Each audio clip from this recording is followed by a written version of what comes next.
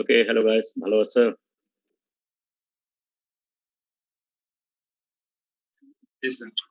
আমার কথা ঠিকমতো ক্লিয়ারলি শোনা যাচ্ছে?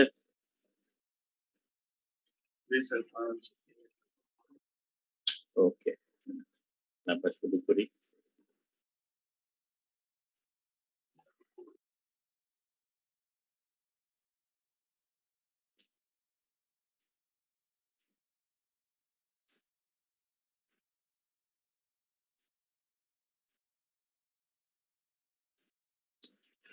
ওকে, আমরা আজকে আহ, যেটা দেখবো সেটা হলো slags in steel making process. আমরা physical chemistry of steel making দেখছিলাম। এর মধ্যে আমরা অলরেডি থার্মোডাইনামিক্স দেখেছি, thermodynamics of steel making process, তারপরে জেনারেল কাইনেটিক্স এর কিছু ফেনোমেনা দেখেছি। এরপরে আমরা specially kinetics of steel making process সম্বন্ধে আলাপ করেছি। আজকে আমাদের last part in this chapter সেটা হলো slags in steel making process. So আমরা আজকে যেটা দেখবো সেটা হলো স্ল্যাগের স্ট্রাকচার এবং এদের কম্পোজিশন কি ধরনের করে থাকে, এদের ফিজিক্যাল কেমিক্যাল নেচার্স কেমন হয়ে থাকে এবং ফরমেশন এন্ড প্রপার্টিস কেমন হয়ে থাকে। সো অলরেডি প্রবাবলি তোমরা আয়রন মেকিং এর মধ্যে দেখে ফেলেছো স্টিলে স্ল্যাগের স্ট্রাকচার, তোমাদের এখানে ডিটেল পড়ানোর কথা। স্ল্যাগের স্ট্রাকচার তো স্টিল মেকিং প্রসেসে আমরা স্ল্যাগ বলতে যেটা মিন করি সেটা হলো যে it is a solution of oxides and sulphides এবং ইট ইজ এ মোল্টেন স্টেটে। যদি আমরা যখন অ্যানালাইসিস করি তখন এটা সলিড স্টেটেই আমরা করি। সো সলিড স্টেটে এটা ক্রিস্টালাইন ফেজ, এটি ইন জেনারেল এটা carbonic solution in the liquid state এবং সলিউশনের মধ্যে মোস্টলি অক্সাইডস থাকে, এছাড়া কিছু সালফাইড, ফসফাইডস এক্সেট্রা থাকতে পারে। সো ইম্পর্টেন্ট থিং হলো যে স্টিল মেকিং এর যে কোয়ালিটি, আমরা যে স্টিলটা তৈরি করছি তার কোয়ালিটি, রেট অফ রিয়াকশন কতটা এনহ্যান্স হবে, এই সব কিছু ডিপেন্ড করে বেসিক্যালি এই স্ল্যাগের উপরে। সো আমরা কি ধরনের স্ল্যাগ তৈরি করছি তার উপর ডিপেন্ড করে on the as a whole the quality of the steel and the quantities of the steel. এবং এই যে কন্ট্রোল এডিশন করে আমরা যে স্ল্যাগ তৈরি করছি সেই কন্ট্রোল এডিশনের মধ্যে বেসিক্যালি যে পার্টটা থাকে সেটা হলো oxygen sulphide, so in the form of either gas or in the form of ore. এবং আরেকটা হলো যে কিছু অক্সাইড ফর্ম করতে হয়, আমরা কি ধরনের ইম্পিউরিটিকে সরাবো তার উপর ডিপেন্ড করে আমরা। সো বেসিক্যালি দুইটা জিনিস দিচ্ছি আমরা এই কন্ট্রোল অ্যাডিশনের মধ্যে স্ল্যাগ তৈরি করার সময়। একটা হলো অক্সিজেনের সোর্স হিসেবে আমরা কিছু দেই এবং দুই নম্বর হলো কিছু অক্সাইড ফর্মেশনের জন্য আমরা কিছু দেই।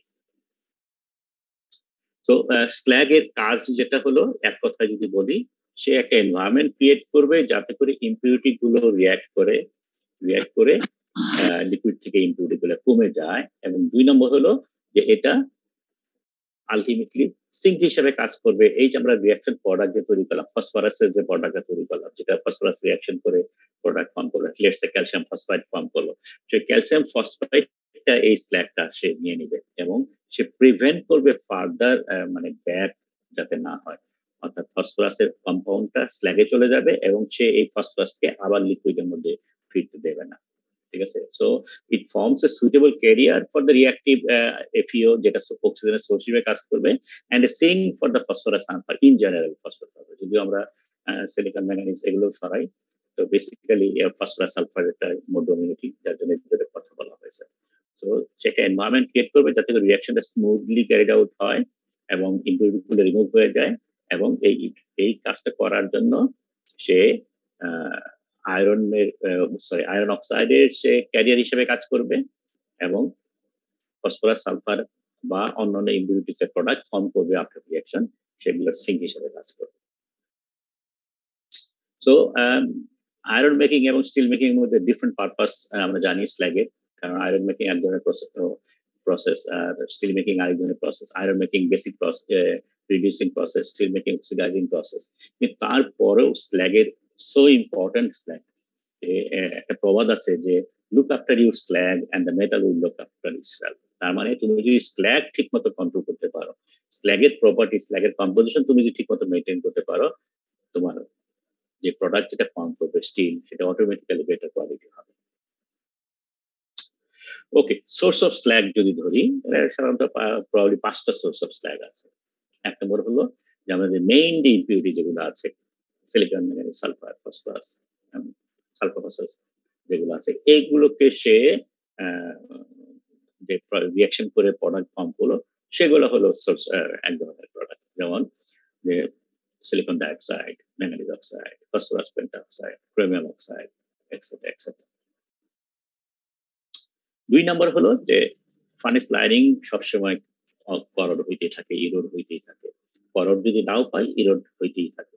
সো এখান থেকে যে সমস্ত কম্পাউন্ড গুলো যেগুলো চলে আসে, যদি অ্যাসিড স্ল্যাগ, অ্যাসিড লাইনিং হয়, সিলিকা চলে আসবে। বেসিক লাইনিং যদি হয়, ম্যাগনেসিয়াম অক্সাইড, ক্যালসিয়াম অক্সাইড, এগুলো চলে আসবে। যদি ক্রোম ম্যাগনেসাইড লাইনিং হয়, তাহলে ক্রোমিয়াম অক্সাইড চলে আসবে, এক্সেট্রা এক্সেট্রা। সো সোজা কথা, লাইনিং এর থেকে কিছু কম্পাউন্ড সেগুলো স্ল্যাগের মধ্যে চলে আসবে। So they constitute the slag components. Impurity আমাদের দেশের জন্য মোস্টলি ইম্পর্টেন্ট, বিকজ আমরা সাধারণত স্ক্র্যাপ ইউজ করে থাকি এবং স্ক্র্যাপ গুলো সাধারণত অপরিষ্কার থাকে। এর মধ্যে প্রচুর পরিমাণে স্যান্ড থাকে, ডার্ট থাকে, তারপরে অয়েল থাকে, গ্রিস থাকে, এক্সেট্রা এক্সেট্রা। সো এই সমস্ত জিনিসগুলো আলটিমেটলি স্ল্যাগের মধ্যে চলে আসে। তো কার্বনিশিয়াস গুলা চান্স পায় এটা কার্বন মনোক্সাইড, ডাইঅক্সাইড হিসেবে উড়ে চলে যাওয়া, কিন্তু এই বালি, কাদা যেগুলো আছে সেগুলো আলটিমেটলি স্ল্যাগের ভিতরে ঢুকে যায়। So silicon dioxide, alumina, manganese sulphide, etcetera etcetera চলে আসে। রাস্ট, এটা আরেকটা ইম্পর্টেন্ট সোর্স। আমরা যে স্ক্র্যাপ গুলো ইউজ করি, সেই স্ক্র্যাপ গুলো অনেক দিনের পুরোনো scrap. So iron bearing scrap মানে এগুলোর ভিতরে প্রচুর রাস্ট আছে। তো এই রাশগুলোর ভিতরে চলে আসে আয়রন অক্সাইড, Fe2O3, Fe3O4, যদি হাইড্রেটেড হয়ে যায় তাহলে FeOH, etcetera etcetera. So these are the another constituents of slag. And finally, the most importantly যেটা, সেটা হলো আমরা ডেলিভারেটলি যেটা দেই as a slag former, ঠিক আছে? আমরা slag তৈরি করার জন্য কিছু অ্যাডিশন করি। So additional material, they are mainly oxide. For example, lime দিই আমরা, calcium carbonate, calcium oxide, alumina দেই, ক্যালসিয়াম ফ্লোরাইড দেই, etcetera etcetera. So many things আমরা প্রোভাইড করি to adjust the composition. So এগুলোকে আমরা নরমালি স্ল্যাগ ফর্মার বলি। So they are the important ingredient or the most important ingredient of the slag. So এই হলো 5টা source যেখান থেকে আলটিমেটলি স্ল্যাগ কনস্টিটিউট হয়, ঠিক আছে? সো রোল অফ স্ল্যাগ কি তাহলে? এক নম্বর হলো যে আমরা বলছি যে ইম্পিউরিটি সরাতে হবে, ঠিক আছে? এবং এগুলো তাহলে কন্টিনিউয়াসলি মোল্টেন স্ল্যাগ এর সাথে ইন্টারঅ্যাকশন হয়, এবং এই ইন্টারঅ্যাকশন করার জন্য যদি smoothly chemical reaction carry out হয়, সেজন্য স্ল্যাগ কিছু পার্টিকুলার প্রপার্টি লাগে, কম্পোজিশন অ্যাডজাস্টমেন্ট প্রয়োজন পড়ে, এই টেম্পারেচার যাতে ঠিক হয়, এই ফ্লুইডিটি বা ভিসকসিটি যেন ঠিকমতো হয়। সো এই সমস্ত জিনিসগুলো আলটিমেটলি স্ল্যাগকে তার কাইনেটিক্সটাকে এনহ্যান্স করার জন্য কাজে লাগে। So prime objective of the steel making is to remove harmful elements, mainly sulfur and phosphorus. Yes, this is solved by removing these impurities into the slag and by forming condition figures. So তাহলে আমাদের main role যেটা বলি, আমরা বলছি যেহেতু sulphur phosphorus remove করা একটা main কাজ, সুতরাং এটা রিমুভ করতে গেলে নাম্বার 1 হলো যে তোমার লিকুইডের মধ্যে যে সালফার ফসফরাস যেভাবে আছে সেগুলোকে রিঅ্যাকশন করে সরিয়ে ফেলা, এবং যাতে করে ব্যাক করতে না পারে মেটালে, সেটা এনশিওর করা। So this is the main function of the slag, এবং এই ফাংশনটা বেটার সার্ভ করা যাবে যদি আমরা স্ল্যাগের প্রপার্টিগুলো কন্ট্রোল করি, পার্টিকুলারলি কম্পোজিশন, টেম্পারেচার এন্ড ভিসকসিটি, ঠিক আছে? যদি এটা আমরা কন্ট্রোল করতে পারি, তাহলে আমরা সালফার ফসফরাস ছাড়াও আমাদের অন্যান্য যেগুলো আছে, ম্যাঙ্গানিজ, ক্রোমিয়াম, কার্বন, সিলিকন, সেগুলোকেও আমরা সরিয়ে ফেলতে পারবো। For that reason, steel maker must form a slag of desired composition and thickness. মানে অর্ডিনারিলি আমরা মেল্ট করলাম বা লিকুইড তৈরি করলাম, এখানে স্ল্যাগ তৈরি হলো, that's not the end of the world, ঠিক আছে? এইটা দিয়েই সবকিছু হবে না, আমাদেরকে একটা স্ল্যাগ তৈরি করতে হবে, slag of desired composition and proper thickness. Thickness বলতে ভিসকসিটি মিন করা হচ্ছে। ঠিক আছে। সো আমাদের বেটার কোয়ালিটি স্টিল যদি তৈরি করতে চাই আমাকে স্ল্যাগ তৈরি করতে হবে। সো তৈরি করা স্ল্যাগের মধ্যে কি ধরনের প্রপার্টি থাকে আমরা একটু আগে যে রোলগুলো দেখলাম সেখান থেকে আমরা এই জিনিসগুলো নিতে পারি। যে কয়েকটা রোল আছে, টোটাল প্রবাবলি 8টা রোল আছে। এক নম্বর হলো যে আমরা বলছি যে অ্যাডিকুয়েট রিফাইনিং করতে হবে, রিফাইনমেন্ট করতে হবে এবং ইমপ্লিউটি করলে সিঙ্ক হিসেবে কাজ করবে। ওকে, এটা তো হয়ে গেল। এবং এটা করতে যেয়ে নিয়ে তাকে এক নম্বর কথা হলো during refining operation or during melting operation অক্সিজেনকে তাকে অ্যালাউ করতে হবে যাতে মাটির ভিতরে ঢুকতে পারে। ঠিক আছে, either in the gases form, in the এফিও form, যেভাবেই হোক না কেন, it must allow passage of oxygen from atmosphere to the liquid metal. এটা করতে হবে ডিউরিং রিফাইনিং স্টেজ। অন্য স্টেজ গুলোর মধ্যে সে যাতে অ্যালাউ করবে না। ঠিক আছে, prevent of passage of oxygen অন্য অন্য সময়। 3 নাম্বার আরেকটা যেটা বলতে পারি সেটা হলো যে এই যে তার মানে অক্সিজেনটাকে অ্যালাউ করছে, অন্য অন্য গ্যাস যেগুলো আছে যেগুলো harmful to steel, for example nitrogen, for example hydrogen, this forms porosity. এবং এগুলো আয়রনের সাথে পরোসিটি করা ছাড়াও আয়রনের সাথে রিঅ্যাক্ট করে নাইট্রাইট হাইড্রাইড ফর্ম করে, যেগুলো ভেরি ব্রেকেল ফেস। ঠিক আছে, সো এগুলো স্টিলের কোয়ালিটি খারাপ করে। সো এগুলো যাতে ফর্ম না করে তার ব্যবস্থা করতে হবে। So it must prevent the passage of other gas at any time. ঠিক আছে, অ্যাটমসফিয়ার থেকে মেটালে যাতে না আসতে পারে। ওকে, তারপরে স্ল্যাগ তৈরি হলো। এখন এটাকে যে আমি স্কিম করে সরিয়ে ফেলবো উপর থেকে, লিকুইড মেটালের উপর থেকে স্ল্যাগ গুলো সরিয়ে ফেলে আমরা যখন পোর করবো লিকুইড মেটালটা, এই সরিয়ে ফেলার সময় স্ল্যাগের ভিতরে যেন আয়রন অক্সাইডের পরিমাণ কম থাকে। কারণ আয়রন অক্সাইড যত বেশি হবে আমাদের পার্সেন্ট লস তত বেশি বেড়ে যাবে। ঠিক আছে, তো slug being skimmed of the furnace should not contain much of iron so as not to lower the degree of utilization of iron in the charge. So percentile বাড়ানোর জন্য আমাদেরকে দেখতে হবে স্ল্যাগের মধ্যে যেন এফির পরিমাণ কম থাকে। During the melting, slag must act as thermal barrier. So আমাদের কম্পোজিশন রিলেটেড কথাবার্তা গেল। এখন স্ল্যাগের আরেকটা ফাংশন আছে, সেটা হলো স্ল্যাগ উপরে লিকুইড মেটালের উপরে থাকবে একটা লেয়ার হিসেবে। So it should not allow passage of heat from the liquid metal to the atmosphere. Heat চলে গেলে পরে লিকুইড মেটালের মধ্যে অ্যাডিকুয়েট রিঅ্যাকশন গুলো হবে না, এটা খুব তাড়াতাড়ি জমে যাবে। ঠিক আছে, তো এটা করা যাবে না। যখন আমরা পোর করব, পোর করার সময় যেন স্ল্যাগ উপরে ভাসতে থাকে যাতে করে নিচ দিয়ে লিকুইড মেটাল পড়বে, সো লিকুইড মেটালকেও যেন প্রোটেক্ট করে, হিট যেন ঠিক মতো থাকে। ঠিক আছে, আরেকটা 8 নম্বরে যেটা বলা হচ্ছে এটা একটা স্পেশাল রিকোয়ারমেন্ট। আমাদের দেশের কথা প্রথমে যদি চিন্তা করি, আমাদের বড় বড় দেশে যেগুলো আছে বিএসআরএম, আবুল খায়ের এক্সেট্রা, তারা কিছু কাজ করছে, যেমন এই স্ল্যাগ গুলো যেগুলো ফেলে দিচ্ছে, অন্যান্য ইন্ডাস্ট্রি ফেলে দেয়, তারা এই স্ল্যাগের থেকে ভ্যালু মিনারেলস ম্যাটেরিয়ালস এক্সট্রাক্ট করা যায় কিনা সেটা হচ্ছে বিভিন্ন ধরনের রিসার্চ করছে। ফর এক্সাম্পল আমরা জানি যে এই যে স্ক্র্যাপ যেগুলো আমরা ইউজ করে থাকি সেই স্ক্র্যাপের মধ্যে প্রচুর ফেরাস প্রোডাক্ট থাকে। তার মধ্যে কপারের কয়েল, মোটর টোটর সব এগুলো সব অ্যাড করে। সো কয়েল থাকলে পরেই মানে কপারের তার থাকে, পিওর কপারের তার, জিঙ্ক থাকে, ক্রোমিয়াম থাকে। তো এই সমস্ত ভ্যালু মেটালস গুলো এই আলটিমেটলি তো এগুলো তো স্ল্যাগে চলে যাচ্ছে। সো স্ল্যাগ থেকে এগুলো বের করা যায় কিনা সেটা চেষ্টা করা হচ্ছে। তো এই ধরনের স্পেশাল কিছু রিকোয়ারমেন্ট আছে। আরেকটা রিকোয়ারমেন্ট বলা যেতে পারে এখানে যেটা উল্লেখ করছি আমরা, সেটা হলো যে যদি কোনো স্ল্যাগ আলটিমেটলি ফার্টিলাইজার তৈরিতে ইউজ করা হয়, আমাদের সিমেন্ট তৈরি করতে ব্লাস্ট স্ল্যাগ ইউজ করা হয়। তো এই ধরনের স্পেশালাইজ ফার্টিলাইজার কথা যেটা বললাম, ফার্টিলাইজার থাকলে পরে ফসফরাসের পরিমাণ বেশি থাকতে হয়, তাহলে এটা ফার্টিলাইজার হিসাবে কাজ করে, ফসফেট সার যেটা আছে। সুতরাং যদি কোনো এই কি বলে এটাকে টিগারনের মধ্যে ফসফরাস যদি বেশি থাকে তখন স্ল্যাগের মধ্যেও ফসফরাস বেশি থাকবে, তো এটা ইজিলি সার কারখানায় ব্যবহার করা যেতে পারে। তো এই ধরনের স্পেশাল রিকোয়ারমেন্টস যদি থাকে পাওয়া যেতে পারে বিভিন্ন স্ল্যাগে, যেটা দিয়ে স্পেশাল পারপাস ইউজ করা যেতে পারে। সো দিয়ে এইট রিকোয়ারমেন্টস এটাকে জেনারেলাইজ যদি করি, নাম্বার ওয়ান রিফাইনিং প্রসেসে তাকে অবশ্যই হেল্প করতে হবে। তার মেইন কাজই হলো রিফাইনিং করা, এবং রিফাইনিং করার ফলে যে ইম্পিউরিটি প্রোডাক্ট ফর্ম করলো সেগুলোকে যাতে করে ব্যাক করতে না দেয়। ঠিক আছে, এবং রিফাইনিং এর সময় অক্সিজেনকে অ্যালাউ করবে সে অ্যাটমসফিয়ার থেকে বাফে যেতে, অন্য সময় অ্যালাউ করবে না। আর অন্যান্য গ্যাসকে কখনো অ্যালাউ করবে না বাফে যেতে।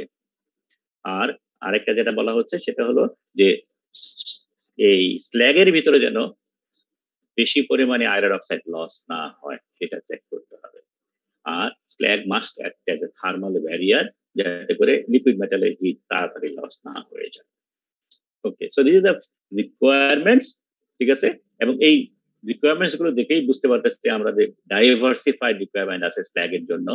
সুতরাং এই ডাইভার্সিফাইড রিকোয়ারমেন্ট ফুলফিল করতে গেলে পরে আমাকে স্ল্যাগ ফরম্যাট ইউজ করতেই হবে। তার মানে আমাদের calculated amount of control quality control amounts এর স্ল্যাগ ফরম্যাট আমাদের অ্যাড করতে হয়। সেটা হলো ১ নম্বর কথা। এবং ২ নম্বর আরেকটা জিনিস, সেটা হলো মাঝে, মাঝে আমাদের প্রয়োজন পড়ে স্ল্যাগিং অফ করার। স্ল্যাগিং অফ কাকে বলে? সেটা হলো যে আমরা একটা স্ল্যাগ তৈরি করলাম, সেটা ফেলে দিলাম, আবার আরেকটা স্ল্যাগ তৈরি করলাম। এই দিস ইজ কল্ড স্ল্যাগিং অফ। একটা ফেলে দিয়ে আরেকটা আবার নতুন করে তৈরি করা। যেমন sulphur phosphorus. Sulphur phosphorus remove করতে গেলে আমরা পরে দেখব যে বেসিক স্ল্যাগ প্রয়োজন পড়ে। অর্থাৎ slag basicity should be very high. তাহলে ক্যালসিয়াম অক্সাইড থাকতে হবে। ঠিক আছে? সো সিলিকা থাকলে পরে আমরা ফসফরাস সালফার রিমুভ করা যায় না। সো ক্যালসিয়াম অক্সাইড আছে ফাইন বেসিক, কিন্তু সালফার এবং ফসফরাসের জন্য আরেকটা কন্ডিশন লাগে, সেটা একটা আরেকটা উল্টা। একটার জন্য লাগে অক্সিডাইজিং স্ল্যাগ, তার মানে এফিউ পরিমাণ বেশি থাকতে হবে। আরেকটা হলো রিডিউসিং স্ল্যাগ, তার মানে এফিউ পরিমাণ কম থাকতে হবে। এখন তুমি একটা তৈরি করার জন্য বাতের মধ্যে প্রচুর তুমি ক্যালসিয়াম অক্সাইড আছে, at the same time iron oxide আছে। আর এইটা তুমি যদি কন্টিনিউ করো, তাহলে শুধু একটা এলিমেন্ট রিমুভ হবে, আরেকটা এলিমেন্ট রিমুভ হবে না। তখন তোমার যে কাজটা করতে হবে সেটা হলো একটা এলিমেন্ট রিমুভ করা শেষ হয়ে গেলে পরে পুরো স্ল্যাগ ফেলে দিতে হবে, আবার নতুন করে স্ল্যাগ তৈরি করতে হবে, যেটার মধ্যে মনে করো ক্যালসিয়াম অক্সাইড তো অবশ্যই থাকবে, এট দ্য সেম টাইম এখানে যেন কোনো প্রকার আয়রন অক্সাইড না থাকে। তাহলে পরে এটা হয়ে যাবে, রিডিউসিং হয়ে যাবে, তখন আরেকটা এলিমেন্ট রিমুভ করা যাবে। সো এইভাবে স্ল্যাগিং অফ এর প্রয়োজন পড়ে। এবং যত বেশি হাই কোয়ালিটি স্টিল তৈরি করবা, স্ল্যাগিং অফ একাধিক হতে পারে। ঠিক আছে? ইম্পিউরিটি যত একদম মিনিমাম কোয়ান্টিটির ইম্পিউরিটি যেন মাথার মধ্যে থাকে, সেটা করতে যায় মাঝে মাঝে এই স্কিমিং অফ পিরিয়ডটা কয়েকবার করতে হয়। ঠিক আছে? ইভেন 3 টাইমসও করা যেতে পারে। এবং শেষ পর্যন্ত ক্ষেত্রে কস্ট বেড়ে যাবে, এবং প্রোডাক্ট যেটা ফর্ম করবে সেটাও কস্ট অনেক হাই হবে সেই স্টিলটা। ওকে, composition and properties control. It should have sufficient physical property. Physical property মধ্যে আমরা মেন করছি density, melting point, viscosity. These are 3 important property, physical properties of slag. Chemical প্রপার্টির মধ্যে আছে বেসিসিটি, আছে অক্সিডেশন পটেনশিয়াল আছে। তার মানে বেসিসিটি বলতে ক্যালসিয়াম অক্সাইড কতটুকু আছে, এবং 2 নম্বর হলো অক্সিডেশন পটেনশিয়াল, মানে আয়রন অক্সিজেন কতটুকু আছে, oxygen in the form of pure oxygen or in the form of iron oxide. ঠিক আছে? So both physical and chemical properties are controlled by composition and structure of slag. Steel making slag periodically oxides, বেশিরভাগ ক্ষেত্রে oxide. কিন্তু আমরা যেহেতু এটা oxidising process, আমরা oxygen দিচ্ছি, সো অক্সাইড ফর্ম করবে। তবে এছাড়াও কিছু কিছু সালফাইড থাকে, ফসফাইড থাকে, ক্লোরাইড থাকে। ঠিক আছে? এবং ইন জেনারেল যেহেতু অক্সাইড বলছি, সুতরাং it could be acidic, it could be basic, depending on the silica amount or calcium oxide amount. ঠিক আছে? এবং আমরা এই কম্পোজিশন কন্ট্রোল করি কিভাবে? By analysis, obviously. সো আমরা কেমিক্যাল অ্যানালাইসিস করি। কেমিক্যাল অ্যানালাইসিস সাধারণত আমরা সলিড অবস্থায় করি। তার মানে একটা স্ল্যাগ থেকে কিছু লিকুইড স্ল্যাগ আছে, এটা থেকে একটু স্যাম্পল নিয়ে আসলাম, সলিডিফাই করলাম, তারপরে এটাকে আমরা এক্সআরএফ এর মাধ্যমে বা অন্য কোনো মেথডে আমরা এটা অ্যানালাইসিস করলাম। এবং সেই অ্যানালাইসিসটা যেটা দেবে সেটা হলো অক্সাইড ফর্মে। এটা এফইও কত আছে, এমএনও কত আছে, সিলিকন ডাইঅক্সাইড কত, এক্সেট্রা এক্সেট্রা। সো এটা একটা অক্সাইড হিসাবে অ্যানালাইসিসটা হয়। ঠিক আছে? আরেকটা স্পেশাল ফাংশন আছে, সেটা হলো ফ্র্যাকচার সারফেস। আমরা যেরকম টেনসাইল টেস্টিং করার পরে ফ্র্যাকচার সারফেস দেখে নিয়ে আমরা এর প্রপার্টি সম্বন্ধে গেস করতে পারি। ঠিক একইভাবে যদি এমন হয় যে একটা পার্টিকুলার ফ্যাক্টরি শুধুমাত্র এক ধরনের প্রোডাক্ট তৈরি করে, সেম একটা পার্টিকুলার গ্রেডের স্টিল তৈরি করে, এবং তারা একটা স্ট্যান্ডার্ড প্রসেস ফলো করে ফর অল টাইম। ঠিক আছে? এই প্রসেসকে ডেভিয়েট করে না। তাইলে পরে ওই প্রসেসের ওই স্টিল কম্পোজিশনের স্টিল থেকে যে স্ল্যাগ তৈরি হবে, সেই স্ল্যাগটাও মূলত সেম স্ল্যাগ হবে। এবং এটাকে যদি সলিডিফাই করে যদি আমি সারফেস দেখি, ভাঙ্গা সারফেস, তাহলে পরে দেখতে মোটামুটি একই রকম হবে। সুতরাং এটার একটা স্ট্যান্ডার্ড আমাদের কাছে আছে, এবং আমরা পরবর্তী পরে যে কোনো ফ্র্যাকচার সারফেস দেখে আমরা গেস করতে পারি ওকে এটা ঠিক মতো আছে কিনা নাই। ঠিক আছে? তো এটা সম্ভব যদি এগেইন কন্ডিশন যেটা বলা হলো যে একই ধরনের স্টিল তৈরি করছে, so slag should be the same process follow করছে, so slag composition and property should be the same. Okay, slag thickness আর ভিসকোসিটি প্লেজ ভাইটাল রোল। আমরা ডিটেইল যখন পরে আলাপ করবো, পার্টিকুলারলি ইন্ডাকশন মেল্টিং এর সময় যখন আলাপ করবো, তখন আমরা দেখবো যে viscosity is so important. ঠিক আছে, essential part in the process of interaction between metal and slag, especially in case where rate of the process is limited by the rate of diffusion. ঠিক আছে, তো ডিফিউশন দিয়ে যদি কোনো reaction controlled হয়, সেই সময় হচ্ছে viscosity is very important. ঠিক আছে, কারণ আমরা জানি যে viscosity যদি বাড়তে থাকে তাহলে নর্মাল ডিফিউশন প্রসেস স্লো হয়ে যায়, অথবা কনভেক্টিং ডিফিউশন যেটা আছে এটা আরো স্লো হয়ে যায়। সো ইন জেনারেল viscosity তিনটা ফ্যাক্টর উপর ডিপেন্ড করে: composition, temperature and homogeneity of the slag.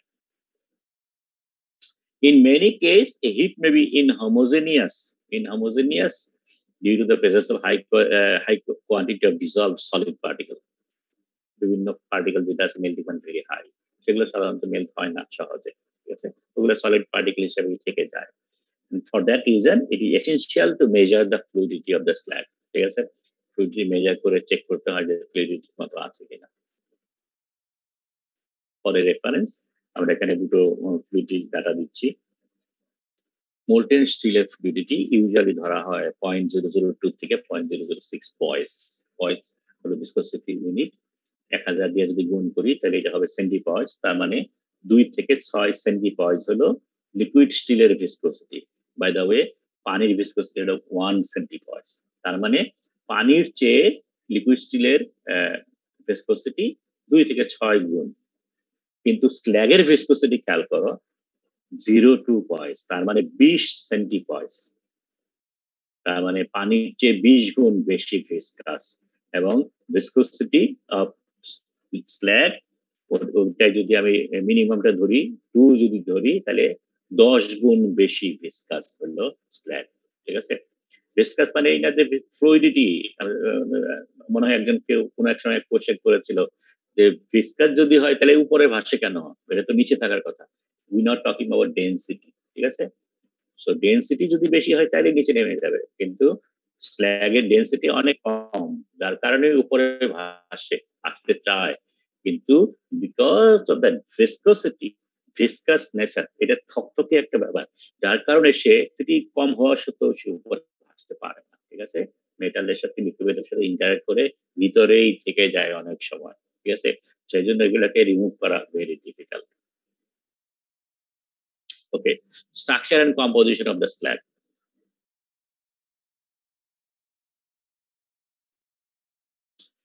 So স্ট্রাকচারের মধ্যে সলিডের বেলা আমরা বলছি যে সাধারণত দেয়ার অক্সাইডস। ঠিক আছে, মেইনলি দেয়ার অক্সাইডস, এবং আমরা সাধারণত কম্পোজিশন অ্যানালাইসিস করে অক্সাইড গুলো অ্যানালাইসিস করি। কিন্তু যখন এটা লিকুইড স্টেট থাকে দেয়ার আয়নিক কম্পাউন্ড, তাই তো তারা সাধারণত আইদার অ্যানায়ন অর ক্যাটায়ন ফর্মে থাকে। তো ক্যাটায়নের মধ্যে আয়রন আছে 2+ হতে পারে, 3+ হতে পারে, ম্যাঙ্গানিজ আছে, ক্যালসিয়াম আছে, ম্যাগনেসিয়াম আছে, etcetera etcetera. So these are the cations, common cations. আর অ্যানায়নের মধ্যে কমন অ্যানায়ন হলো অক্সিজেন, তাই তো। অক্সিজেন আছে, সালফার আছে, সিলিকেট আছে, ফসফেট আছে, আয়রন অক্সাইড আছে, আরো সিলিকন অক্সাইডের বিভিন্ন ধরনের কমপ্লেক্স কম্পাউন্ড আছে। these are the common cation। আরো যত কমপ্লেক্স হতে পারে সিলিকনের সাথে পার্টিকুলারলি নানান ধরনের কমপ্লেক্স অ্যানায়ন ফর্ম করতে পারে, এবং এই অ্যানায়নের মধ্যে অক্সিজেনের পরিমাণ যত বেড়ে যাবে তাদের অ্যানায়নের সাইজ তত বড় হয়ে যাবে, এবং এই সমস্ত বড় সাইজের অ্যানায়ন যত থাকবে ভিসকসিটি তত বাড়তে থাকবে। So slags having anions of this big size, they have a higher viscosity. Okay, so laboratory analysis আমরা বলছি যে সাধারণত সলিড স্টেটে করি, এবং এই ধরনের কম্পাউন্ড থাকে, এবং কমন অক্সাইড যেটা আছে, কিছু পিওর এলিমেন্টও থাকে, আয়রন, সালফার, ফসফরাস, এগুলো পিওর, এগুলো কিছু কিছু পাওয়া যায়। এবং টিপিক্যালি ল্যাবরেটরি টেস্টের মধ্যে আমরা স্ল্যাগ কম্পোজিশন সিলেক্ট করে বের করি, এবং সাধারণত বেসিসিটিটাও আমরা ডিটারমাইন করি। সেই কম্পোজিশন থেকেই বেসিসিটি ক্যালকুলেট করা যায়। আমরা একটু পরে দেখব কিভাবে করে। একটা টিপিক্যাল ডিটেইল ক্যালকুলেশন যদি আমরা দেখি, একটা পরিসি carbon and low alloy steel, তার মানে আমরা যদি মাইল্ড স্টিল তৈরি করি তাহলে সাধারণত এই ধরনের একটা কম্পাউন্ড হতে পারে। সো এখানে খেয়াল করে দেখো ক্যালসিয়াম অক্সাইড অনেক বেশি আছে, তার মানে এটাকে বেসিক প্রসেসে করা হয়েছে, যার ফলে calcium oxide very high. Basic প্রসেসে শুধু ক্যালসিয়াম অক্সাইড নট নেসেসারি, সিলিকনও আছে, আনুমানিক 30% সিলিকন থাকে, আয়রন অক্সাইড কিছু থাকবে। তো this are the three main ingredients. এছাড়া বাকি যা আছে সেটা এই যে ম্যাগনেসিয়াম অক্সাইডে পার্টিকুলারলি হয়তো ডলোমাইট দেওয়া হয়েছে, তার মধ্যে চলে এসছে, অথবা লাইনিং এর মধ্যে ছিল, সেটা হতে পারে। কিছু ম্যাঙ্গানিজ অক্সাইড, এটা মেইন পিগারনিট ছিল। অ্যালুমিনা দেওয়া হয়েছে ডিঅক্সিডেশনের কারণে, ক্যালসিয়াম ফ্লোরাইড দেওয়া হয়েছে ফ্লুইডিটি বাড়ানোর কারণে, ফসফরাস পেতে হচ্ছে, কিছু ফসফরাস ছিল, সে ফসফরাস চলে এসছে, এক্সেট্রা এক্সেট্রা। সো যে typical analysis of a particular slag. Acid, basic, amphoteric, এগুলো তো আমরা জানি তিনটা গ্রুপের মধ্যে ইজিলি ভাগ করা যায়। এবং মিনারেল অ্যানালাইসিস করা যেতে পারে silicate, phosphate, aluminate, ferrites, complex compound আছে, সেগুলো হতে পারে, স্পিনাল আছে, অথবা আমরা যদি আমরা মনে করো ক্রোমাইট, যদি ক্রোম ম্যাগনেসাইট লাইনিং যদি থাকে, সে সমস্ত ক্ষেত্রে ক্রোম স্পিনেল, পেরিক্লেস, এগুলো চলে আসে। তো এগুলোর স্পেশালাইজ কেসের মধ্যে আমরা স্ল্যাগের মধ্যে এই সমস্ত কম্পাউন্ড পেয়ে থাকি। Okay, now let's talk about physical chemical aspects. তার মানে কেমিক্যাল এবং ফিজিক্যাল রিলেটেড কিছু প্রপার্টি, তার মধ্যে প্রথমে আসে বেসিসিটি। বেসিসিটি মানে হলো যে কতটুকু ক্যালসিয়াম অক্সাইড আছে with respect to silicon dioxide. So silicon dioxide এবং ক্যালসিয়াম অক্সাইড, এই দুইটার রেশিওটাই হলো স্ল্যাগ বেসিসিটি। সো এসিড স্ল্যাগের মধ্যে মেইনলি সিলিকন ডাইঅক্সাইড থাকবে উইথ জিরো ক্যালসিয়াম অক্সাইড, এবং বেসিক অক্সাইড মূলত আয়রন অক্সাইড এবং ম্যাঙ্গানিজ অক্সাইড। অর্থাৎ বেসিক স্ল্যাগের মধ্যে ক্যালসিয়াম অক্সাইড, ম্যাগনেসিয়াম অক্সাইড, এটাই হলো মেইন কম্পোনেন্ট। কিছু সিলিকন ডাইঅক্সাইড এবং আয়রন অক্সাইড এগুলো থাকবে। সো বেসিসিটি ক্যালকুলেট করার জন্য আমরা সাধারণত ইন জেনারেল এই রেশিওটাই বেশি,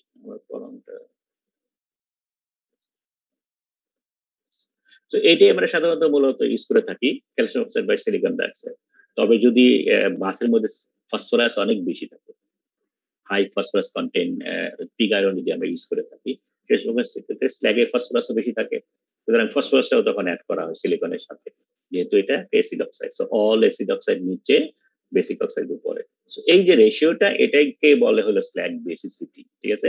এবং এই বেসিসিটির ভ্যালুর উপর বেস করে আমরা low basic oxide slag, medium basic slag, high basic slag etcetera. So 0.25 এর উপরে থাকলে হাই বেসিক, এবং 1.5 এর নিচে থাকলে এটাকে সাধারণত আমরা লো বেসিক স্ল্যাগ চিন্তা করে থাকি, ঠিক আছে? সো আমাদের বেসিসিটি হাইলি ইম্পর্টেন্ট, পার্টিকুলারলি আমরা যদি সালফার ফসফরাস রিমুভ করতে চাই, কারণ একটা সার্টেন বেসিসিটির নিচে যদি স্ল্যাগের মধ্যে ক্যালসিয়াম অক্সাইড থাকে, তাহলে সালফার ফসফরাস রিমুভ হবে না। সুতরাং the ability to extract sulfur phosphorus from the bath depend করে স্ল্যাগের বেসিসিটি কত তার উপরে। ওকে, এখন যদি অ্যাসিড প্রসেস যদি হয়, তাহলে পরে তার বেসিসিটি কোনো কাজে লাগছে না, কারণ ওখানে কোনো ক্যালসিয়াম অক্সাইড নাই, তখন হিসাব করা হয় এসিসিডি, ঠিক আছে? সো অ্যাসিডিটি, এসিসিডি না, acidity, slug acidity, slug acidity. তাহলে এটা কি হবে? উল্টে যাবে, উপরে থাকবে হলো অ্যাসিডিক অক্সাইড, নিচে থাকবে বেসিক অক্সাইড। এবং আমরা বলেছি বেসিক অক্সাইডের মধ্যে আছে আয়রন এবং manganese oxide. So silica by iron plus manganese oxide. কোনো কোনো সময় কিছু ক্যালসিয়াম চলে আসতে পারে, তখন আমরা সাধারণত এটাও ইউজ করতে পারি। তার মানে আমরা যদি মনে করো একটা বেসিক প্রসেস আছে, সেটার মধ্যে স্ল্যাগ অ্যাসিডিটি যদি হিসাব করতে চাই, তখন জাস্ট উল্টে যাচ্ছে। ওকে, আরেকটা ইম্পর্টেন্ট ফিজিক্যাল অ্যাসপেক্ট, যেটা ফিজিকোকেমিক্যাল অ্যাসপেক্ট, সেটা হলো ফ্রি লাইম। ফ্রি লাইম আমরা বেসিসিটি বাড়ানোর জন্য বা একটা সার্টেন বেসিসিটি করার জন্য আমরা লাইম অ্যাড করে থাকি বা ডলোমাইট অ্যাড করে থাকি। এখন প্রবলেম হলো লাইম বা ডলোমাইট আমরা যতটুকু দিয়েছি, ডলোমাইটে কত দিচ্ছি, ক্যালসিয়াম কার্বনেট, ক্যালসিয়াম কার্বনেট ভেঙে যেতে হবে, সলিউশনে যেতে হবে টু ফর্ম ক্যালসিয়াম অক্সাইড। আর এই সলিউশনে কতটুকু গেল জানি না, তাই তো? কত রেটে এটা কাইনেটিক্স কেমন সেটা আমরা জানি না, যে সময়টুকু পাওয়া যাচ্ছে সেই সময়ের মধ্যে কতটুকু গেছে সেটাও আমাদের হিসাবে নেই। সুতরাং এটা এমন হতেই পারে যে একটা সার্টেন পার্সেন্টেজ অফ অ্যাডিশন সেটা কেবলমাত্র সলিউশনে গেল, এবং এই সলিউশনে ক্যালসিয়াম অক্সাইড যাওয়ার পরে এর সার্টেন পার্সেন্টেজ অলরেডি মনে করো সিলিকন ডাইঅক্সাইডের সাথে রিঅ্যাক্ট করে অপচয় হয়ে গেছে। এখন ফ্রি ক্যালসিয়াম অক্সাইড কতটুকু আছে সালফার এবং ফসফরাসের সাথে রিঅ্যাক্ট করার জন্য, সেটা আমার জানা দরকার, ঠিক আছে? তো একটা ফর্মুলা ক্যান বি ইউজড, সেটাকে বলে free lime is equal two কতটুকু ক্যালসিয়াম অক্সাইড আমরা আলটিমেটলি সলিউশনে পেলাম, এটাকে মাইনাস করলাম হলো কতটুকু সিলিকার সাথে নষ্ট হয়ে গেছে, কতটুকু ফসফরাসের সাথে নষ্ট হয়ে গেছে, ঠিক আছে? তো সরি, ক্যালসিয়াম ফসফেট এবং ক্যালসিয়াম সিলিকেট হিসাবে যা লস হয়ে গেল, এরপরে যতটুকু রইল সেটাকে বলে ফ্রি লাইন, ঠিক আছে? এবং এই ফ্যাক্টরগুলো কিভাবে আসলো? ফ্যাক্টরগুলো হলো, এখানে খেয়াল করে দেখো, সিলিকন হলো 28, অক্সিজেন হলো 16, 32, তো এটা হলো 60, ঠিক আছে? ক্যালসিয়াম হলো 40, এটা হলো 16, 56, সো 56 দুগুণে 112, তার মানে 60 এর জন্য 112, 60 এর জন্য 112। তো কতটুকু সিলিকন ডাইঅক্সাইড আছে বাথের মধ্যে সেটা দিয়ে গুণ করলে পরেই আমরা এটা মাইনাস করতে পারবো। একইভাবে ফসফরাস পেন্টঅক্সাইড যেটা আছে P2O5, সেটা হলো 142, ফসফরাস খুব সময় 31, ঠিক আছে? তো এটা 142 হয়, আর এটা 3 ইন্টু 56, 168। তো 142-এর জন্য 168 ক্যালসিয়াম আটকে যাবে, নষ্ট হয়ে যাবে। So for example 100 ton hot metal with 1% silicon, 100 ton hot, তার মানে 1 টন, 1 টন মানে 1000 কেজি। সো এই ফ্যাক্টরকে 1000 দিয়ে গুণ করতে হবে, তারপরে 2.2%, 0.2% মানে হলো 100 মধ্যে 0.2 টন, তার মানে 200 কেজি। 200 কেজি দিয়ে গুণ করতে হবে, এই দুটো মাইনাস করলে পরে আহ, কতটুকু কেজি লাগে সেটা হলো অ্যাপ্রক্সিমেটলি 4540। তার মানে 4540 পরিমাণ থাকলে পরে কেবলমাত্র তারা ব্যালেন্স হয়ে যাবে। ফ্রি লাইন এর চেয়ে বেশি থাকলে ফ্রি লাইন হবে অন্য অন্য রিয়াকশনের জন্য। সুতরাং এই হিসাবগুলো, জেনারেল হিসাবগুলো আমাদের জানা দরকার, তাইলে পরে আমাদের কেমিস্ট্রি কন্ট্রোল করাটা রিলেটিভলি ইজি হবে। ওকে, আরেকটা প্রপার্টি যেটা আছে বেসিসিটি পরে, যেটা সেটা হলো অক্সিজেন সাপ্লাইয়ের তার টেন্ডেন্সি কেমন। তার মানে একটা স্ল্যাগ কত পার্সেন্ট অক্সিজেন প্রোভাইড করতে পারে, যেটাকে বলে অক্সিজেন পটেনশিয়াল। এবং আমরা বলছি ডিগ্রি অফ অক্সিডেশন যেটা করে সেটা হলো যে স্ল্যাগ কতটুকু অক্সিজেন দিতে পারলো, স্ল্যাগ কোথেকে পেলো, সেটা অ্যাটমসফিয়ার থেকে পেলো বা আমরা অ্যাড করেছি। অ্যাটমসফিয়ার থেকে যদি পাই, আমার অ্যাটমসফিয়ার থেকে সাধারণত অক্সিজেন ফ্রি অক্সিজেন হিসেবে থাকে সেটা, আর আমরা মাঝে মাঝে iron oxide, iron or add করি, যেটা Fe2O3 বা Fe3O ফর্মে থাকে। তো এই যে অক্সিজেনটা আমরা দিলাম, যার কত পার্সেন্ট সে সাপ্লাই করতে পারছে, সেটাই হলো তার অক্সিজেন পটেনশিয়াল, ঠিক আছে? So degree of oxidation of the slag is the ability of slag to give up oxygen to metal. In many cases, oxygen present in slag is needed for the oxidation of impurities in the metallic layer, and others, in contrary, passes the oxygen from slag to unlit. তো আমরা আগেই বলেছি যে কোনো সময় লাগে, কোনো সময় লাগে না। For this reason, degree of oxidation of slag should be controlled very carefully. খেয়াল করতে হবে কখন লাগছে কখন লাগছে না, ঠিক আছে? এখন একটা জিনিস আমাদের মনে বুঝতে হবে ব্যাপারটা, সেটা হলো যে এই যে অক্সিজেন আমরা প্রোভাইড করছি আসলে রিয়াকশন কিভাবে হচ্ছে, ঠিক আছে? এই যে বাথের মধ্যে সিলিকন আছে, ম্যাঙ্গানিজ আছে, ফসফরাস আছে, সালফার আছে, এর সাথে যে রিয়াকশন করবে অক্সিজেন, সেই অক্সিজেনটা বাথের ভিতরে কিভাবে যাচ্ছে। মানে বাথের একটা থিকনেস আছে, তার উপরে স্ল্যাগ আছে, তার উপরে অ্যাটমসফিয়ার আছে। তো অ্যাটমসফিয়ারে অক্সিজেনটা স্ল্যাগ লেয়ার ভেদ করে বাথের ভিতরে যাবে, ঠিক আছে? এই যে প্রসেসটা, এই প্রসেসের মধ্যে আসলে অক্সিজেন যায় না। অক্সিজেন প্রথমে স্ল্যাগের, এখানে আয়রন আছে, স্ল্যাগের সাথে আয়রন রিঅ্যাক্ট করে আয়রন অক্সাইড ফর্ম করে, সেই আয়রন অক্সাইডটা নিচের দিকে যেতে থাকে, ঠিক আছে? তো iron oxide is the main oxygen, not oxygen, ঠিক আছে? অক্সিজেন তখনই কাজ করে যদি প্রচুর পরিমাণে এসিডেশন হচ্ছে বাতের মধ্যে, যার ফলে অ্যাটমসফিয়ারে অক্সিজেন মিশে যাচ্ছে। সেই একটা সিনারিও যেখানে কেবলমাত্র অক্সিজেন গ্যাস হিসাবে ভিতরে চলে যেতে পারে, আদারওয়াইজ অক্সিজেন সবসময় ডিফিউজ করে আয়রন অক্সাইড ফর্মে যায়, এবং আয়রন অক্সাইড যে নিয়ে বাথের মধ্যে যে নিয়ে আয়রন অক্সাইড ভেঙে যায়, অ্যাটমিক অক্সিজেন ফর্ম করে, এবং এই অ্যাটমিক অক্সিজেনটা আলটিমেটলি রিঅ্যাকশনে পার্টিসিপেট করে, ঠিক আছে? So FeO is the main oxygen, যদিও Fe2O3 মাঝে মাঝে কনসিডার করা হয়। সো এই ratio Fe2O3 depends on composition temperature, so slag composition সেটা তো আছেই। তো বেসিক্যালি এফইও আমাকে মেজার করতে হবে যে বাথের মধ্যে কত এফইও আছে, স্ল্যাগের মধ্যে কত এফইও আছে, যেটাই হলো তার অক্সিজেন পটেনশিয়ালকে সরাসরি রিলেট করে। আর এইটা কতটুকু আছে সেটা মেজার করার আমরা অনেক ওয়ে করতে পারি। সলিড হলে তো পার্সেন্টেজ বের করতে পারতাম, ঠিক আছে? কিন্তু লিকুইড অবস্থায় সাধারণত, যেহেতু আমরা জানি যে সবই আইডিয়াল সলিউশন না, রিয়েল সলিউশন মোস্ট কেসেস, যার কারণে আমরা পার্সেন্ট কম্পোজিশন দিয়ে এফইও বের করতে পারবো না, আমাদের এফইও অ্যাক্টিভিটি কনসিডার করতে হবে, ঠিক আছে?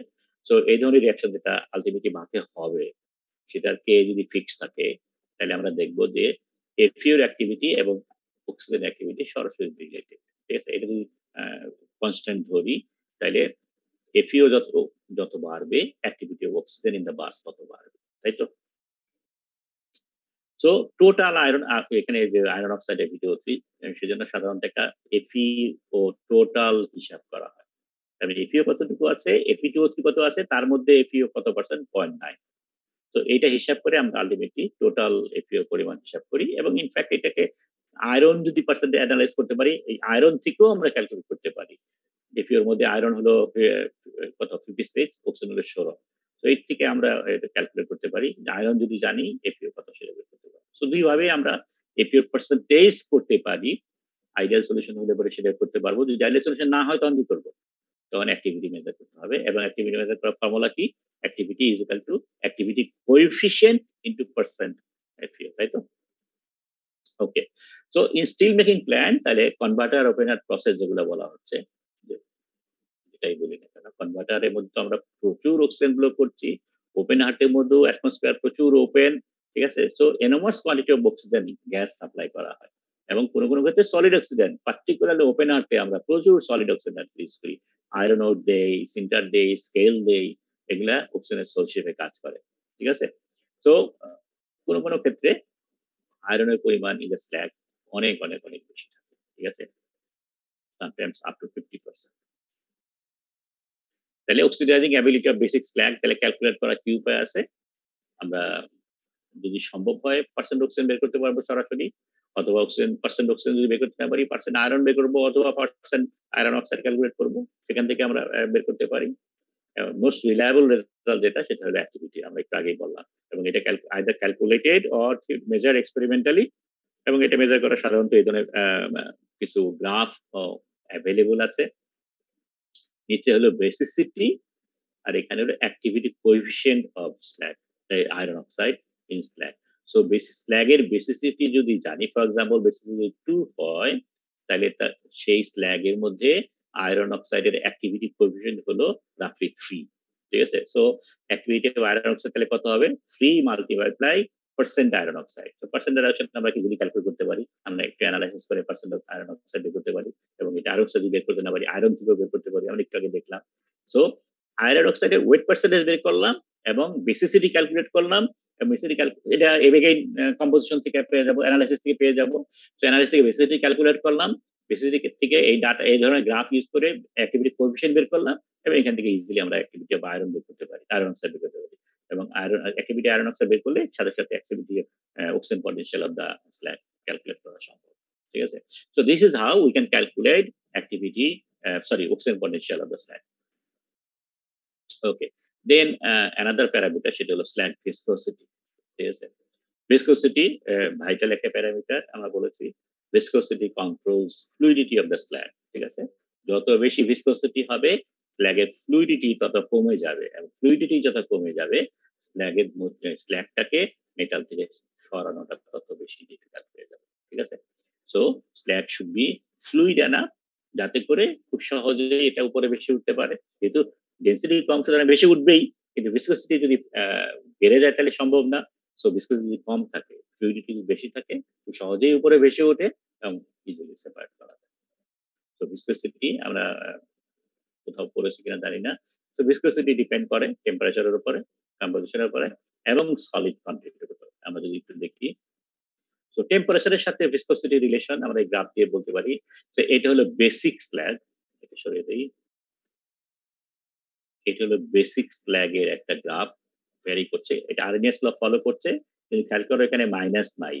মাইনাস না হওয়ার কারণে আরএনএস ল আমরা জানি যে টেম্পারেচার বাড়ালে পরে সবকিছু বেড়ে যায়, এখানে উল্টা হচ্ছে। সো ভিসকোসিটি টেম্পারেচার যদি বাড়াই ভিসকোসিটি ডিক্রিজ করে, ডিক্রিজ করা মানে ফ্লুইডিটি বেড়ে যায়, তাই তো?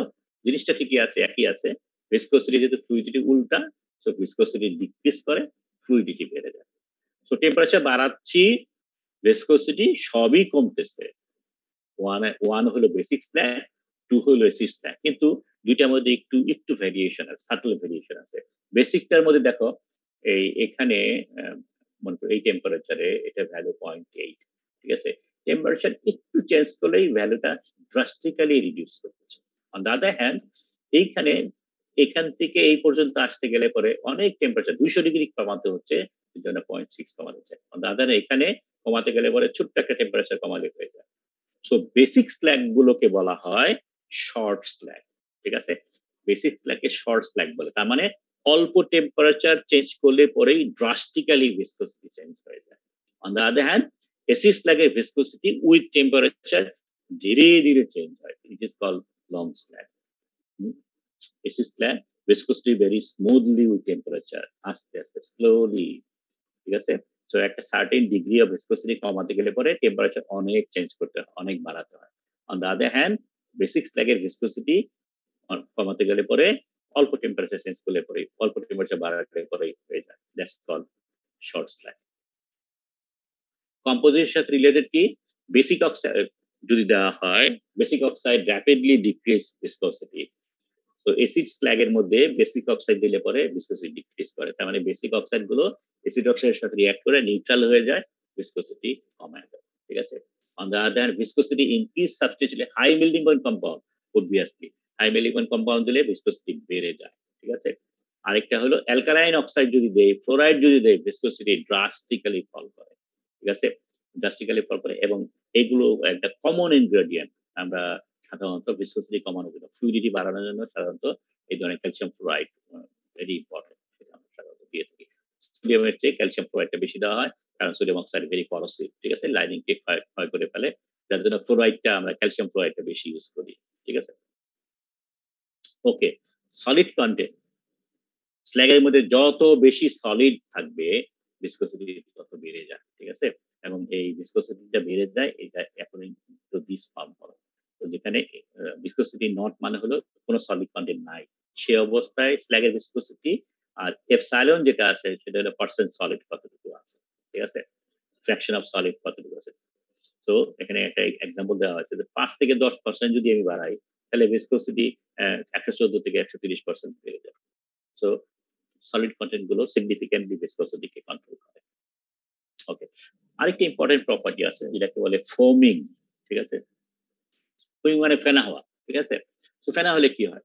আমরা জানি ফেনা হলে পরে সারফেস এরিয়া বেড়ে যায়। সারফেস এরিয়া বেড়ে গেলে পরে রিঅ্যাকশনের পটেনশিয়াল বেড়ে যায়, রিঅ্যাকশনের রেট বেড়ে যায়, কাইনেটিক্স বেড়ে যায়, ঠিক আছে? সো ইট ইজ হেল্পফুল, ঠিক আছে? তো আমরা যদি স্ল্যাগকে ফোম করতে পারি, ফোমিং করতে পারি, লিকুইডের মধ্যে যদি বাবলিং করতে পারি, তাহলে পরে রিঅ্যাকশন এনহ্যান্স হয়, ঠিক আছে? So foaming is a dispersion of gas bubble in a liquid, এবং ফোমি লিকুইড মানে could not escape through the liquid and results high height of the. So foam যদি হয় তাহলে স্ল্যাগ গুলোর হাইটটা আস্তে আস্তে বেড়ে যায়, কারণ প্রচুর পরিমাণে বাবলিং হচ্ছে, প্রচুর হাইট বেড়ে যায়, ভিতরে প্রচুর ফেনা থাকে, সারফেস এরিয়া বেড়ে যায়, ঠিক আছে? তো রিঅ্যাকশন, ফোমিং রিঅ্যাকশন যেটা হয়, দুইটা রিঅ্যাকশন আমরা জানি। আয়রন অক্সাইড কার্বনের সাথে রিঅ্যাক্ট করে কার্বন মনোক্সাইড ফর্ম করে, এটা ফোম তৈরি করে, বাবল তৈরি করে, কার্বন মনোক্সাইড গ্যাস বাবল। আর একটা হলো carbon plus oxygen carbon monoxide bubble. একই জিনিস, সেম কম্পাউন্ড, কিন্তু দুইটা রিঅ্যাকশন হচ্ছে। আয়রন অক্সাইড যেহেতু বলছি, আমরা জানি আয়রন অক্সাইড ভিতর দিকে চলে যায়, সো ইনসাইডে আয়রন অক্সাইড আছে, সেই আয়রন অক্সাইড থেকে অক্সিজেন গুলো কার্বন নিয়ে নেয়, কার্বন মনোক্সাইড ফর্ম করছে। এবং সো নিচে লিকুইড বাথের ভিতরে এই bubble carbon monoxide bubble form করছে। দাদা হ্যাঁ, কার্বন রিঅ্যাক্ট করছে অক্সিজেনের সাথে, অক্সিজেন গ্যাসের সাথে সরাসরি, এবং সাথে তাহলে অবভিয়াসলি এটা সারফেসে হবে, সেটা সারফেস হচ্ছে। তাহলে এই দুইটা রিঅ্যাকশনের কার্বন মনোক্সাইড ফর্ম করছে, কিন্তু ফোমিংটা ডিফারেন্ট ফর টু কেসেস। প্রথম কেস যেটা হলো বাবল ফর্ম করছে কার্বন মনোক্সাইডের নিচে। তো এই নিচে যখন বাবল ফর্ম করে, সেটা আস্তে আস্তে যখন উপরে উঠতে থাকে, এটা আশেপাশে কার্বন মনোক্সাইড গুলো নিয়ে এসে বড় হওয়ার চান্স পায়, এবং যখন এটা বড় হয় খুব সহজেই এসকেপ করতে পারে, তার মানে ফোমিংটা তখন হয় না। অন দ্য আদার হ্যান্ড প্রথমটা যেটা, সেটা হলো জাস্ট সারফেসের মধ্যে রিঅ্যাকশন গুলো হচ্ছে, সো বাবল গুলো এখনো ছোট ছোট, এবং ছোট ছোট হওয়ার কারণে এসকেপ করা তার জন্য ডিফিকাল্ট, সুতরাং সে এনহ্যান্স করে ফোমিং। তো তার মানে আমরা এই দুইটা যে ফোমিং রিঅ্যাকশন পেলাম, তার মানে বাবল ফরমেশন রিঅ্যাকশন যেটা পেলাম, প্রথমটা ফোমিং এ হেল্প করে না, দ্বিতীয়টা ফোমিং এ হেল্প করে।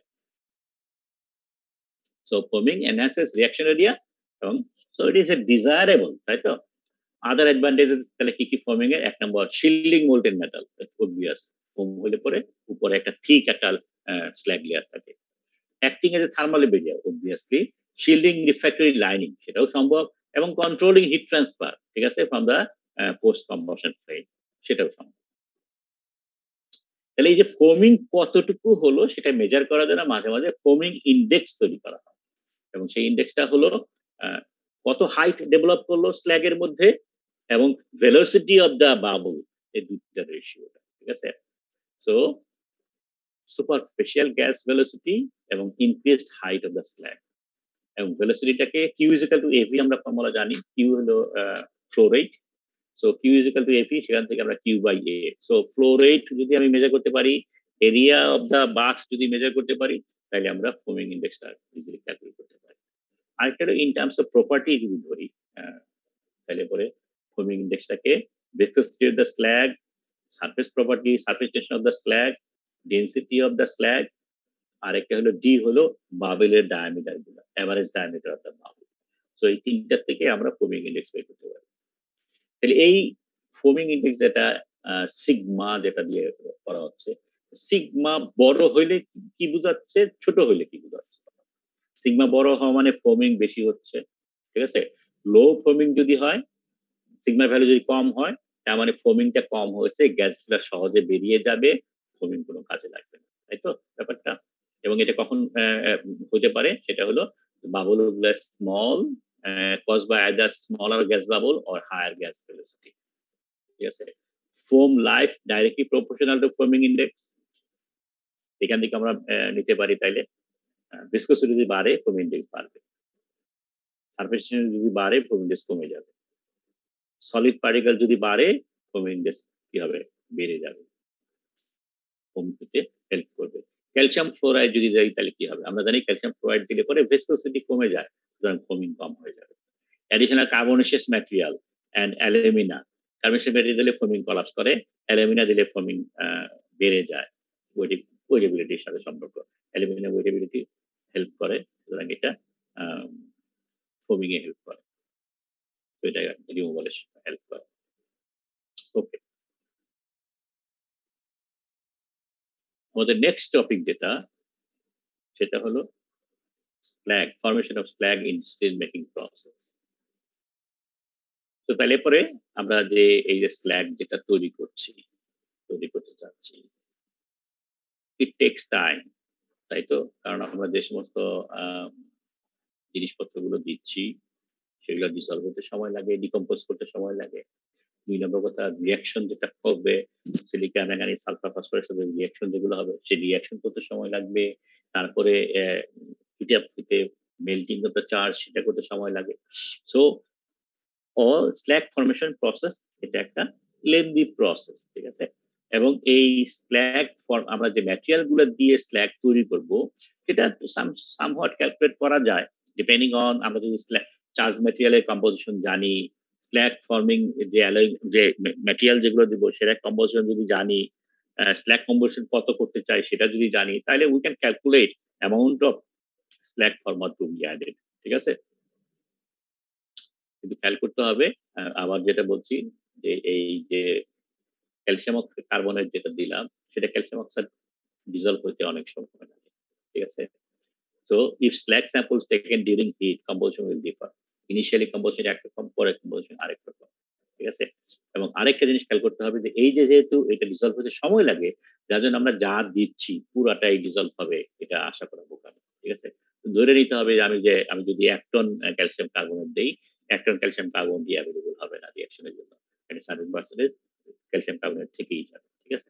তো এটা মনে রাখতে হবে, সেটা মনে রেখেই আমাদেরকে আলটিমেট হিসাব করতে হবে, ঠিক আছে। একটা রাফ এস্টিমেট দেই। মনে করো আমাদের এখনকার যে সমস্ত ফার্নেস গুলো ইউজ করা হয় প্রাইমারি ফার্মিং এর জন্য, আ বিরাট furnace, 500 ton per hour, even তার চেয়ে বেশি ক্যাপাসিটি ফার্নেস। এবং এগুলোর মধ্যে কনভার্টার, যে 500 টনের একটা কনভার্টার 20 মিনিটে স্টিল তৈরি করছে। সো 500 টন কনভার্টার 20 মিনিটে স্টিল করতেছে, অ্যারাউন্ড 0.15 টন স্ল্যাগ পার টনে তৈরি হচ্ছে।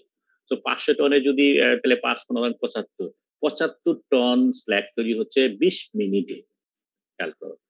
সো তাহলে আমাদের কত তাড়াতাড়ি স্ল্যাগ ফর্ম করতে হবে, ঠিক আছে। কারণ স্ল্যাগ তৈরি না হলে পরে তো আমাদের রিফাইনিং হচ্ছে না। So this means that a slag mass of few tens of ton must be form in a few minute. অল্প সময়ের মধ্যে এই স্ল্যাগটা তৈরি করতে হবে, যার জন্য আমাদেরকে এনশিওর করতে হবে যেন এই স্ল্যাগটা তৈরি হয়, ঠিক আছে। সো প্রপার মেজার যদি না নেওয়া হয়, তাহলে দেখা যাবে যে স্ল্যাগ অফ অ্যাডিকুয়েট কম্পোজিশনে তৈরি হচ্ছে না, এবং হার্মফুল এলিমেন্ট আলটিমেটলি থেকে যাচ্ছে, ঠিক আছে। তাহলে এই যে রেট অফ স্ল্যাগ ফর্মেশন, এটা তাহলে আমরা কিভাবে করতে পারি, ঠিক আছে, এটা কন্ট্রোল করার উপায় কি? অনেকগুলো ফ্যাক্টর এটাকে কন্ট্রোল করে। টেম্পারেচার যত টেম্পারেচার বাড়বে ডিসোলিউশন তত ফাস্টার হবে। Composition of the first slug যেটা ফর্ম করে, ঠিক আছে? বিগিনিং অফ দ্য হিট, সেটা একটা ইম্পর্টেন্ট জিনিস। এটার মধ্যে যদি মনে করো প্রথমেই যদি লেটস সে একটা এক্সাম্পল দিই যে ফসফরাস এখানে বেশি চলে গেল, তাহলে পরে আর বাকি ফসফরাস আর যাবে না, ঠিক আছে? ইন্টেন্সিটি অফ দ্য স্টিয়ারিং, যত স্টিয়ারিং হবে তত রিঅ্যাকশন এনহান্স হবে, কাইনেটিক্স তত বেড়ে যাবে। Size of the lumps of the slug forming material, আমরা স্ল্যাগ ফর্মিং ম্যাটেরিয়াল যেটা দিচ্ছি সেটা এত বড় বড় লাম্প দিলে পরে এটা ডিসোলিউশন ডেফিনেটলি হবে না। সো এটা ফাইনাল পার্টিকেল হলে পরে ফাস্টার হবে, সেটা চিন্তা করতে হবে। সিকোয়েন্স অফ চার্জিং, এটাও একটা ইম্পর্টেন্ট ইস্যু, কখন কোনটা দিচ্ছি। Slow slag formation can be accelerated, তাহলে পরে এই জিনিসগুলো চিন্তা করে preliminary mixing and grinding of সাব, তার মানে আমরা যে স্ল্যাগ ফরমাট যেটা দিচ্ছি সেটা মানে ক্যালসিয়াম কার্বোনেট 10 কেজি দাও, অন্য একটা 5 কেজি দাও, এটা আমি এভাবে না করে প্রথমেই যদি এগুলো আমি সার্টেন কোয়ান্টিটি এটা মেজার করে একটা কন্টেনারে দিয়ে এগুলোকে ফাইন পার্টিকেল করে একবারে মিক্সিং করে যদি দেই, তাহলে এটা ডিসলিউশন ক্যারেক্টারিস্টিক অনেক বেড়ে যায়। Artificial steering must be maintain, steering করতে হবে যাতে করে রিঅ্যাকশন রেট এনহ্যান্স করে। ইউজ অফ ফ্লাক্স সিন্টার, ঠিক আছে? সিন্টার করে দিলে পরে অনেক বেটার হয়। সিন্টার কেন করছি, তোমরা ইয়ে পড়েছো কিনা 351 এ ওর ড্রেসিং এর মধ্যে যত বেশি সিন্টারিং করব, সিন্টারিং করলে পরে ভিতরে পরোসিটি ম্যাটেরিয়াল পোরাস হয়ে যায়, পোরাস হয়ে গেলে রিঅ্যাকশন কাইনেটিক্স বেড়ে যায়। এটা আমরা দেখেছি মনে হয় কাইনেটিক্স এর মধ্যে। ব্লোয়িং আ পাউডার স্ল্যাগ, ওই যে একটু আগে যেটা বললাম যে লাম সাইজের স্ল্যাগ ফর্মা না দিয়ে ছোট ছোট পার্টিকেল পাউডার ফর্মে দিলে পরে এটা তাড়াতাড়ি ডিসোলিউশন সম্ভব, ঠিক আছে?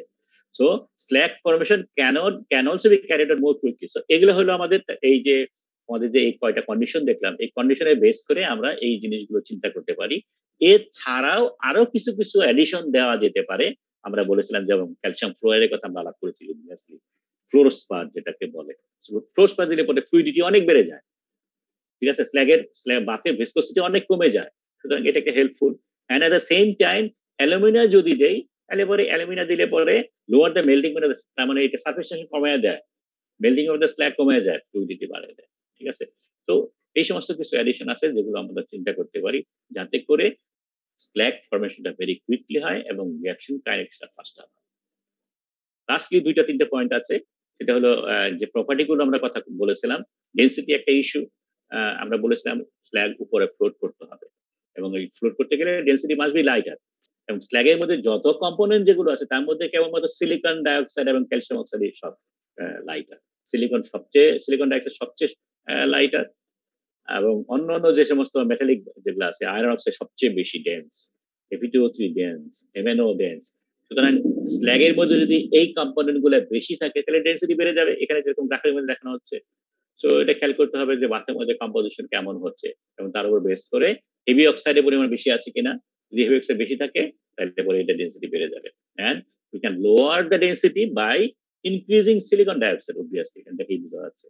এখানে একটা এক্সাম্পল দেখানো হচ্ছে। বেসিক সিলিকন বেসিক মেল্ট আছে, তার মধ্যে যত সিলিকা দেবো তত ডেন্সিটি কমে যাচ্ছে। এখানে এর বাইনারি কথা দেখানো হচ্ছে, এখানে কোয়াটারনারি কথা আছে, ক্যালসিয়াম অক্সাইড, ম্যাগনেসিয়াম অক্সাইড। তো একটা বেসিক স্ল্যাগের মধ্যে আমরা যত সিলিকা দিচ্ছি ডেন্সিটি শার্পলি ফল করছে। তো এটা একটা আছে। স্পেসিফিক এটা কথা বলা আছে একটা ভেরিজ অনলি ন্যারো রেঞ্জের মধ্যে, সো এটা খুব একটা ইস্যু না। কম্পোজিশন টেম্পারেচার সাথে স্লাইটলি ভ্যারি করে।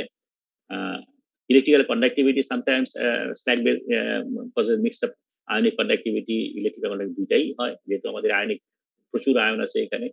Electrical conductivity increase with increased slag basicity and increased temperature and melting temperature। আমরা দেখেছি যে যে সমস্ত হাই মেল্টিং পয়েন্ট ম্যাটেরিয়াল যেগুলো আছে সেগুলো আলটিমেটলি ভিসকোসিটি বাড়িয়ে দেয়। এসিড স্ল্যাগে সিলিকন ডাইঅক্সাইড দিলে পরে বেসিক প্রসেসে মেল্টিং পয়েন্ট কমে যায়, এসিড প্রসেসে বেড়ে যায়, কারণ এসিড প্রসেসে সিলিকন ডাইঅক্সাইড হলো সবচেয়ে বড়টা, ঠিক আছে? সো বেসিক স্ল্যাগের মধ্যে সিলিকা দিলে পরে মেল্টিং পয়েন্ট কমে যায়, এসিডে বেড়ে যায়। আর অ্যালুমিনা লাস্টলি যেটা আছে, অ্যালুমিনা যদি দেই, এখানে খেয়াল করো, অ্যালুমিনা দিলে পরে ক্যালসিয়াম অক্সাইড যদি বেশি থাকে, অ্যালুমিনা দিলে মেল্টিং পয়েন্ট ফল করে এবং একটা ইউটেটিকের মতো আছে, ইন্টারমিডিয়েট ফর্ম করে, অনেকগুলো ইন্টারমিডিয়েট কম্পাউন্ড ইনফ্যাক্ট। সো আনুমানিক 50% এর কাছাকাছি কোন একটা কম্পোজিশনে একটা ওয়েস্ট মেল্টিং পয়েন্ট ইউটেটিক ফর্ম করে 1413 এর কাছাকাছি, ঠিক আছে? ইন জেনারেল অ্যালুমিনা দিলে পরে মেল্টিং পয়েন্ট ডিক্রিজ করে। মেল্টিং পয়েন্ট ডিক্রিজ করা মানে হলো ফ্লুইডিটি বেড়ে যায়। সো থিন একটা স্ল্যাগ ফর্ম করে। তো এই হলো আমাদের উম আজকের যে আমরা এটাকে স্টপ করি। সো আমরা আজকে যেটা আলাপ করতে চেয়েছি সেটা হলো যে স্ল্যাগ যেটা আমরা আল্টিমেটলি ডেভেলপ করছি আ স্টিলের মধ্যে একটা ভাইটালি ইম্পোর্টেন্ট একটা ফেজ। স্ল্যাগ কন্ট্রোল করেই আমরা সাধারণত স্টিলের কোয়ালিটি কন্ট্রোল করি। ঠিক আছে? এটা মানে স্টিলের কোয়ালিটি কেমন হচ্ছে বোঝার একমাত্র উপায় হলো স্ল্যাগের মানে একটা প্রপার্টি। ফ্ল্যাগ যদি আমরা ঠিকমতো তৈরি করতে পারি, প্রপার কম্পোজিশন, প্রপার ভিসকসিটি, তাহলে পরে আমরা proper basicity, proper oxidation potential বিশিষ্ট যদি স্ল্যাগ তৈরি করতে পারি, তাহলে পরে আমরা একটা high quality metal can be generated এবং অনেকগুলো প্যারামিটার আছে যেগুলো দিয়ে আমরা সাধারণত বলে রেখেছে। স্ল্যাগের কোয়ালিটি চেক করতে পারি। স্ল্যাগের তার মধ্যে কম্পোজিশন একটা ইস্যু, স্ল্যাগের ভিসকসিটি একটা ইস্যু, স্ল্যাগের ডেনসিটি একটা ইস্যু ফর এক্সাম্পল এবং নানাবিধ প্রপার্টি স্ল্যাগের ফাংশন অনেকগুলো থাকে এবং এই অনেকগুলো ফাংশনকে ঠিক মতো কন্ট্রোল করতে গেলে পরে নরমালি যে স্ল্যাগ ফর্ম করে সেইটা দিয়েই চলবে না।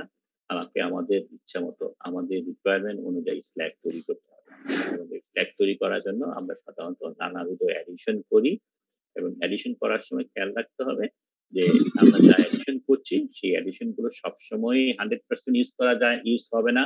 কিছু থেকে যাবে because of the reaction kinetics এবং রিঅ্যাকশন প্রসেস সো ফাস্ট নাওএডেজ।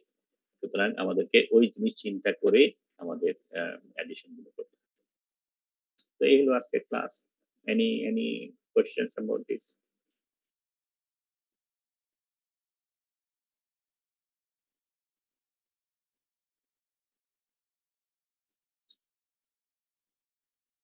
ওকে, যদি কোনো কোয়েশ্চেন